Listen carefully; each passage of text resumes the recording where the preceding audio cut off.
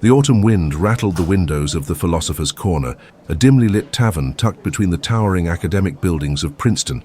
Outside, amber leaves danced across the cobblestone streets while students hurried past, their conversations mixing with the distant hum of traffic. Inside, the warm glow of Edison bulbs cast long shadows across worn wooden tables, creating an atmosphere where time seemed to slow down and big ideas could breathe. René Descartes sat alone at a corner table, methodically stirring his coffee with the precision of a mathematician solving an equation.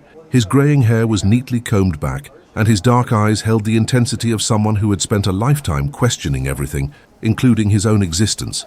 The French philosopher had been in America for a guest lecture series, but tonight he sought solitude to wrestle with thoughts that had consumed him for decades. The tavern door opened with a gentle chime, letting in a gust of cool air that carried the scent of fallen leaves. Baruch Spinoza stepped inside, shaking raindrops from his coat. The Dutch thinker's appearance was more modest than his companions. Simple clothing, wire-rimmed glasses, and calloused hands that spoke of a man who earned his living grinding lenses while contemplating the nature of reality. His dark eyes scanned the room until they settled on the familiar figure in the corner. "René," Spinoza called out, his voice carrying a hint of warmth despite their philosophical differences. "I heard you were in town." Descartes looked up, a slight smile crossing his features. "Baruch, I should have known you'd find me here, still chasing after truth in the most unlikely places." "Truth doesn't discriminate based on location," Spinoza replied, settling into the chair across from his old acquaintance. He signaled the bartender for a drink. "Besides, some of the most profound insights come from the most ordinary moments." The two men sat in comfortable silence for a moment, each aware that their meeting was no coincidence. They had been circling around each other's ideas for years, like two planets caught in each other's gravitational pull, never quite colliding but never able to break free. "You know," Descartes began, his fingers drumming against the table, "I've been thinking about our last conversation, the one about God's relationship to the world." Spinoza's eyebrows raised slightly. "Ah, yes. You still insist on keeping God locked away in some transcendent realm, separate from his creation." "Not locked away," Descartes corrected, his voice carrying the patient tone of a teacher addressing a persistent student. "Distinct. There's a difference between separation and distinction, my friend." The bartender brought Spinoza a glass of red wine, which he accepted with a nod of thanks. Around them, the tavern's other patrons continued their own conversations, graduate students debating thesis topics, professors unwinding after long days of lectures, locals seeking refuge from the evening chill. But at their table, the air seemed to thicken with the weight of ideas that had shaped Western thought for centuries. "Distinct," Spinoza repeated, rolling the word around like wine on his tongue. "You make it sound so clinical, so mathematical. But tell me, René, if God is truly distinct from the world, how does he interact with it? How does an immaterial being influence material substance?" Descartes leaned back in his chair, a spark of excitement flickering in his eyes. This was the kind of challenge that had driven him to philosophy in the first place, the impossible questions that demanded impossible answers. "Through his will," Descartes replied confidently. "God's will transcends the limitations of physical causation. He can act upon the world precisely because he is not constrained by its laws." "But that's exactly my point," Spinoza interjected, leaning forward with growing intensity. "You're creating an arbitrary division, a false dichotomy between creator and creation. What if God and nature are not two separate things, but two ways of understanding the same reality?" The question hung in the air between them like incense, heavy with implications that neither man could ignore. Outside, the first drops of a steady rain began to tap against the windows, adding a rhythmic percussion to their intellectual duel. Descartes took a long sip of his coffee, using the pause to gather his thoughts. When he spoke again, his voice carried the weight of years spent wrestling with doubt and certainty. "Baruch, my friend, I understand the appeal of your position. There's something elegant about collapsing all of reality into a single substance. But elegance isn't truth. The evidence of our own experience tells us that mind and matter, creator and creation, are fundamentally different in nature." "Evidence," Spinoza echoed, a slight smile playing at the corners of his mouth. "But whose evidence? Your private, individual consciousness? Or the universal patterns that govern all of existence?" The debate was beginning in earnest now, and both men could feel the familiar thrill of intellectual combat. This wasn't just an academic exercise. It was a clash of worldviews that would determine how they understood everything from human freedom to the meaning of existence itself. The rain outside had intensified, creating a steady drumbeat against the tavern windows. Inside, the atmosphere had grown more intimate as other patrons gradually filtered out into the night, leaving Descartes and Spinoza with more space to spread out their ideas, like generals planning a campaign. Descartes pushed his empty coffee cup aside and leaned forward, his eyes bright with the fervor of conviction. "Let me ask you something, Baruch. Right now, as we sit here talking, what is the nature of your thoughts? Are they physical? Can you weigh them, measure them, locate them in space?" Spinoza swirled the wine in his glass, watching the dark liquid catch the light. "You're trying to trap me with the old mind-body problem, aren't you? But I reject the premise of your question. You're assuming that thoughts and physical events are different kinds of things. Because they are different kinds of things," Descartes insisted, his voice rising slightly with passion. "When I doubt, when I think, when I will something to happen, these are not material processes. They have no extension, no location, no physical properties whatsoever. They belong to an entirely different realm of existence." The French philosopher stood up and began pacing behind his chair, his hands moving expressively as he spoke. "Consider this. I can conceive of my mind existing without my body. I can imagine surviving the destruction of all material things. But I cannot conceive of material things existing without extension, without taking up space. This proves that mind and matter are distinct substances." "Does it?" Spinoza challenged, remaining seated but fixing his companion with an intense stare. "Or does it simply prove that you have a vivid imagination?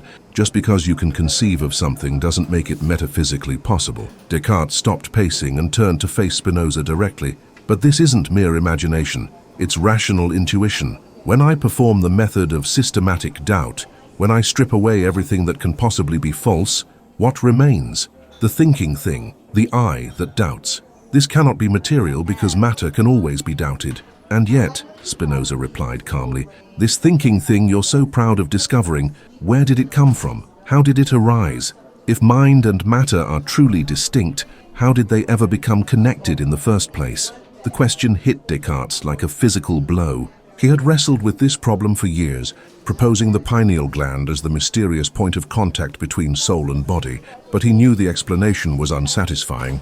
How could something without extension interact with something extended? How could the immaterial influence the material? "God," Descartes said finally, his voice carrying a note of reverence. "God bridges the gap between mind and matter. He is the guarantee that our clear and distinct ideas correspond to reality. He is the source of the natural light of reason that allows us to perceive truth." "Ah, now we're getting somewhere," Spinoza said, raising his glass in a mock toast. "God is the cosmic intermediary, the divine go-between. But René, don't you see the problem? You're making God into just another substance, albeit a very special one. You're creating a hierarchy. God at the top, mind in the middle, matter at the bottom." Descartes resumed his seat, his expression troubled. "God is not just another substance. He is the one infinite substance, the source of all finite things. Everything else depends on him for its existence." "Exactly," Spinoza exclaimed, his eyes lighting up with excitement. "God is the source of everything. But why stop there? Why not take the next logical step? If everything depends on God for its existence, if nothing can exist apart from God, then everything must be in God. Not created by God and then somehow existing independently, but existing as modifications of God's own being." The tavern had grown quieter around them, with only the soft clink of glasses and the murmur of distant conversations providing a soundtrack to their debate. The bartender was wiping down tables, preparing for closing time, but neither philosopher seemed aware of the late hour. "You're confusing dependence with identity," Descartes objected. "Her painting depends on the painter, but it is not identical with the painter. A building depends on its architect, but it is not the same thing as the architect's mind." "But those are finite beings creating finite things," Spinoza countered. "We're talking about an infinite being. When an infinite substance acts, it doesn't create something outside itself. It expresses itself. Every finite thing is an expression of God's infinite nature, a particular way that God exists and acts." Descartes felt a chill that had nothing to do with the weather outside. He could see where Spinoza's logic was leading, and it terrified him. "You're making God into the world, Baruch. You're destroying his transcendence, his freedom, his very divinity." "Am I?" Spinoza asked quietly. "Or am I revealing God's true nature for the first time? Instead of a distant monarch ruling from above, I'm showing you a God who is intimately present in every particle of dust, every human thought, every moment of joy and sorrow. Which is more divine, A God who stands apart from his creation, or a God who is the very life and substance of everything that exists? The question hung between them, like a bridge neither was sure he wanted to cross. The tavern's atmosphere had shifted as the evening deepened. Most patrons had departed, leaving behind the lingering aroma of coffee and conversation. The lighting had dimmed to a warm amber glow that seemed to encourage intimate philosophical exchanges. Outside, the rain had settled into a gentle rhythm, creating a cocoon of sound that isolated their corner table from the rest of the world. Spinoza leaned back in his chair, his wine glass now empty, but his mind fully engaged. The Dutch philosopher's normally calm demeanor had given way to an intensity that made his words seem to vibrate with conviction. "René, let me paint you a different picture," Spinoza began, his voice taking on the quality of someone revealing a profound secret. "Imagine that instead of looking at the world as a collection of separate things, minds here, bodies there, God somewhere else entirely, you see it as a single infinite tapestry. Every thread is connected to every other thread. Pull on one and the entire fabric responds." Descartes shifted uncomfortably in his seat. "You're speaking in metaphors, Baruch. Philosophy requires precision, not poetry." "Then let me be precise," Spinoza replied, his eyes sharp with intellectual fire. "There is only one substance in the universe. We call it God, we call it nature, Deus sive natura. But these are just different names for the same reality. Everything we see, everything we think, everything we feel, these are all modes or modifications of this one infinite substance." "But that's impossible," Descartes protested, running his hands through his hair in frustration. "If everything is one substance, then my thoughts and this table are made of the same stuff. That's absurd." "Is it?" Spinoza challenged, leaning forward. "Consider this. We know that mind and body somehow interact. Your decision to reach for that coffee cup somehow translates into physical movement. But if they are truly different substances, how is this possible? How does something non-physical cause something physical to happen?" The question had haunted Descartes for years. He had proposed various solutions, occasional causes, divine intervention, the mysterious pineal gland, but none felt truly satisfying. Spinoza seemed to sense his discomfort and pressed his advantage. "My solution is simple," Spinoza continued. "Mind and body aren't two different things that somehow interact. They're two aspects of the same thing, like two sides of a coin. When you decide to reach for the cup, that decision and the physical reaching are the same event, described in two different ways. You're eliminating the very thing that makes us human," Descartes said, his voice carrying a note of desperation.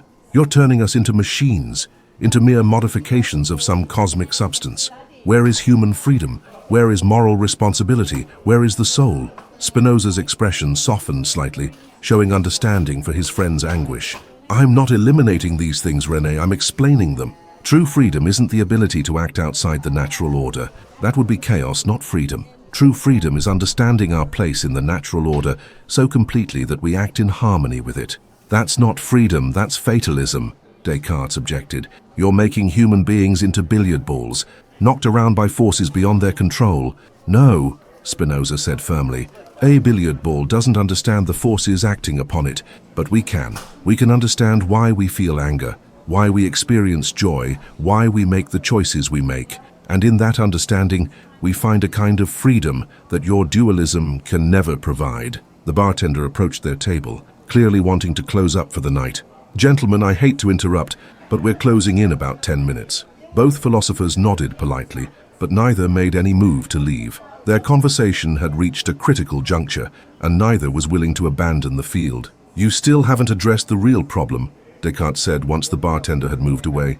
"If everything is God, then God is responsible for evil, for suffering, for all the terrible things that happen in the world. You're making God the author of sin." Spinoza took a deep breath, as if gathering himself for the most difficult part of his argument. "This is where most people turn away from my philosophy, René. But consider this. What if our judgments about good and evil are based on our limited, finite perspective? What if what we call evil is simply our inability to see the whole picture? You're asking me to believe that a child's suffering is somehow good from God's perspective." Descartes' voice carried a mixture of horror and disbelief. "I'm asking you to consider that our human categories of good and evil might not apply to the infinite," Spinoza replied carefully. "A wave might seem destructive to the beach it crashes upon, but from the ocean's perspective, it's simply expressing its nature. We suffer when we resist the natural order, when we expect reality to conform to our desires rather than understanding and accepting what is. And this brings you peace," Descartes asked,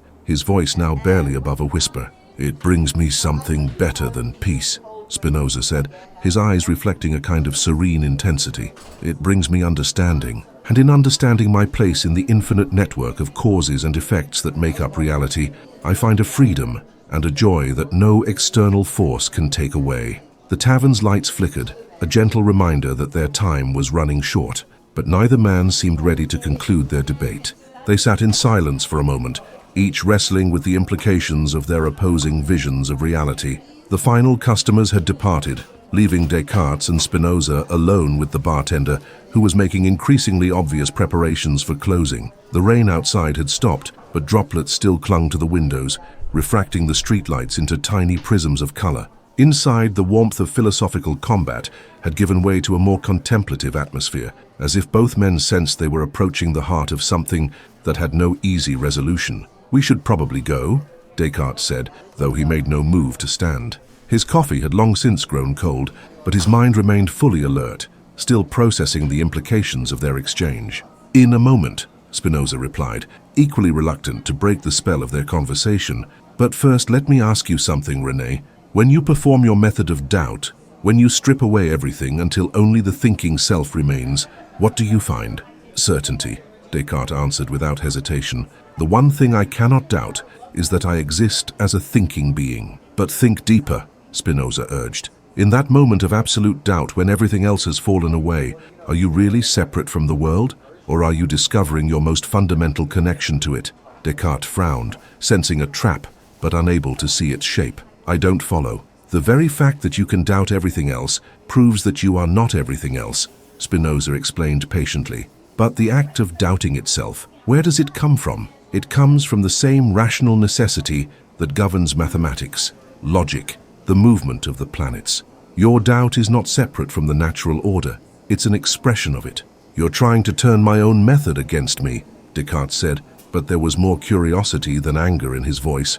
"I'm trying to show you that even your most private, most individual experience is part of something larger," Spinoza replied. "When you think I am, you're not discovering a separate self. You're discovering the universe becoming conscious of itself through you." The bartender cleared his throat politely. "Gentlemen, I really do need to lock up now." Both philosophers looked up, suddenly aware of their surroundings again. They gathered their coats and prepared to leave, but their conversation was far from over. As they stepped out into the crisp night air, Descartes pulled his coat tighter against the chill. "You know, Baruch, there's something terrifying about your philosophy. If you're right, then everything I've built my life around, the certainty of the thinking self, the freedom of the will, the transcendence of God, it all crumbles." "Does it crumble?" Spinoza asked gently, "or does it transform? Your thinking self doesn't disappear in my philosophy. That becomes part of something infinitely greater. Your freedom doesn't vanish.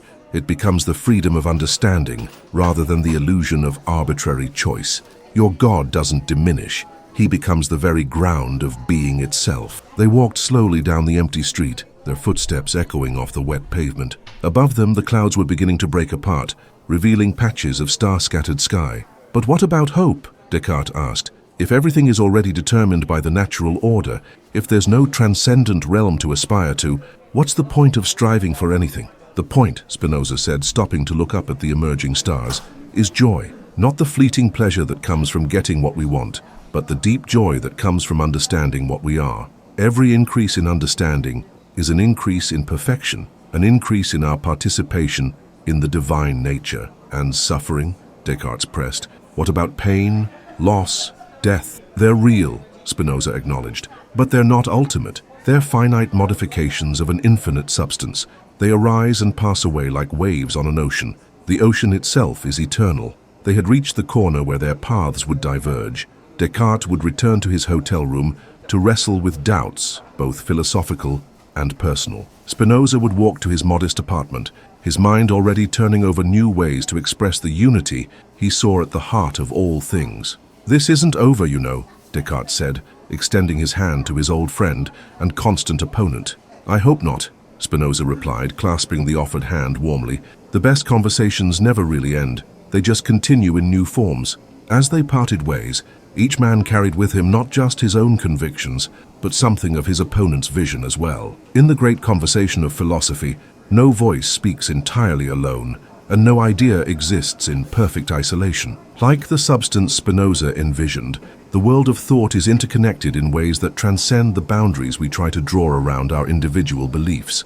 The streetlights cast long shadows as the two figures disappeared into the night, but their questions remained suspended in the air like a challenge to anyone bold enough to seek ultimate truth. Is God separate from the world or identical with it? The debate continues, as it has for centuries, as it will for centuries more, not because there is no answer, but because the question itself touches something so fundamental about existence that each generation must wrestle with it anew. In the end, perhaps that's the real truth, not the answers we find, but the courage to keep asking the questions that matter most.